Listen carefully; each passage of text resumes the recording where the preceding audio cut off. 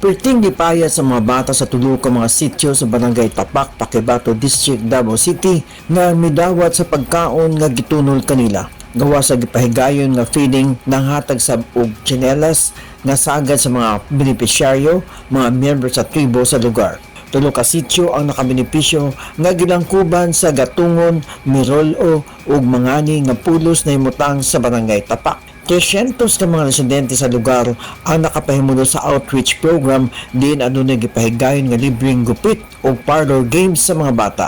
Nagkinabangay ang Mary's Little Children Community nga usa ka Catholic Youth Ministry sa Davao City og pwersa sa 89th IB aron maabot og maserbisyohan ang mga residente sa lugar. Labaw sa tanan ng hatag sab og food packs ang ministry og mga sundalo sa mga tao sa lugar. Gipasalamatan sa mga residente sa lugar ang gihimong outreach program kay nagpakita kini sa pagka mahinatagon sa mga sundalo og MLCC nga naningkamot nga moabot ang hilit nga sityo. Ang Paquibato District na ila kaniadto nga red areas ug tungod sa paningkamot sa lokal nga gobyerno pinaagi sa Peace 911 ug mga sundalo, nagmalinaw na ang katawhan ug usa na kini ka insurgency free nga lugar.